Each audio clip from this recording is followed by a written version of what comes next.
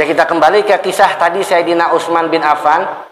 Ini pun Sayyidina Utsman bin Affan pernah mempraktekkan wakaf dalam menyalurkan hartanya untuk dimanfaatkan sarana-sarana umum gitu.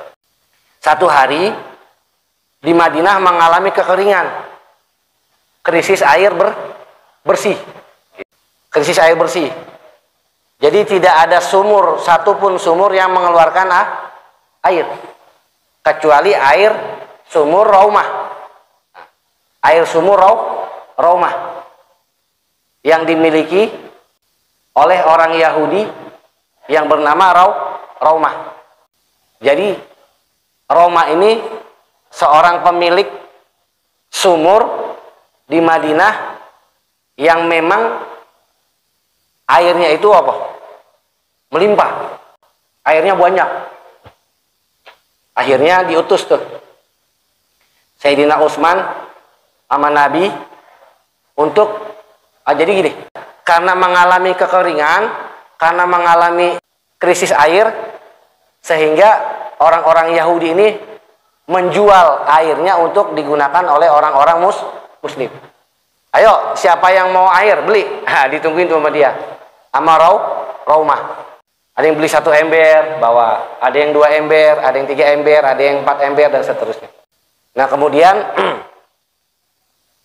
karena memang Sayyidina Utsman bin Affan ini seorang yang kaya raya, seorang yang memang dermawan, akhirnya kepemilikan sumur Raumah ini dibayarin. Apa kata Sayyidina Utsman? Hai Raumah, bagaimana kalau sumur ini saya bayarin separuh? Ya, misalkan harga sumur itu taruhlah 2 juta. Nah, saya bayarin berapa? 1 juta misalkan. Oh boleh, silakan, nggak apa-apa. Bagus kalau begitu. Saya jadi punya apa? Uang, kata Raumah. Tadinya apa? Disewain tuh, dijual beliin, diperjual belikan tuh air buat orang-orang muslimin yang kekeringan, yang membutuhkan air bersih.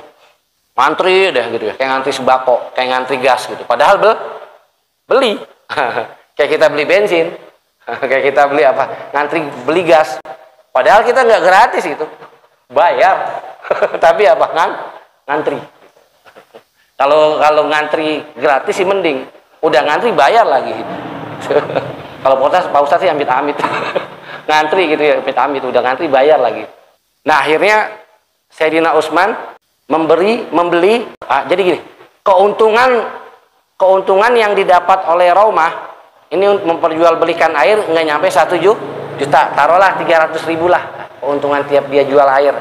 Wah, ini tawaran yang lumayan nih gitu ya, tawaran yang lumayan. Cuma karena kepemilikan ini bagi 2, cuma perjanjiannya sumur ini sehari milik saya, sehari milik engkau ya Raumah. Oh iya, nggak apa-apa, silakan gitu. Jadi sehari milik Raumah, sehari sumur ini milik siapa? Sayyidina Utsman bin Affan. Ya udah, nggak apa-apa. Nah, akhirnya misalkan hari Senin ini sumur jadi punya Raumah. Nah, banyak tuh orang-orang muslim yang pada beli tuh. Besok Selasanya punya Sayyidina Utsman. Sama Sayyidina Utsman digratisin. Ayo, saudara-saudaraku yang mau ngambil air, ambil, silakan sepuasnya. Gretongan gitu ya.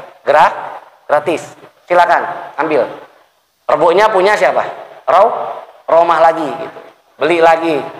Lama peminat di hari sumur yang dimiliki oleh Raumah ini sepi. Kenapa? Karena bayar gitu. Di hari-hari yang dimiliki oleh Sayyidina Utsman, sumur ini apa? Rame. Karena apa? Gratis disedekahkan oleh Sayyidina Utsman bin Affan. Waduh, kata Raumah, rugi kalau begini mas saya nih. Ya, rugi. Ya udah, kalau gitu Utsman, ini sumur saya apa? Saya jual semuanya kepemilikannya kepada engkau gitu. Bayarin lagi separohnya gitu. Berapa? 1 juta lagi, jadi 2 juta gitu. Dah. Akhirnya sumur itu hak kepemilikannya full punya Sayyidina Utsman bin Affan. Nah, dari situ Sayyidina Utsman bin Affan mewakafkan sumur dari pemilik yang pertama, orang Yahudi yang bernama Roma, sumur Roma, diwakafkan untuk kepentingan orang-orang Muslim sampai sekarang. Gitu. Bahkan di sekitar sumur Roma ini sekarang itu banyak ditumbuhi apa? Dimanfaatin tanah-tanahnya buat menanam korma. Yang korma itu hasilnya dijual, dimanfaatkan buat fakir miskin, buat anak-anak yatim, buat janda-janda tuh, janda-janda tua. Dan bahkan hasil daripada wakaf panen korma yang dimiliki oleh Sayyidina Utsman yang di sekitaran tanah Roma itu, keuntungannya bisa dibangun buat apa? Sekolah, buat hotel, gitu, buat masjid-masjid atau musola di wilayah sekitar. Itu namanya wakaf. Jadi wakaf itu adalah sodakoh yang terus menerus mengalir.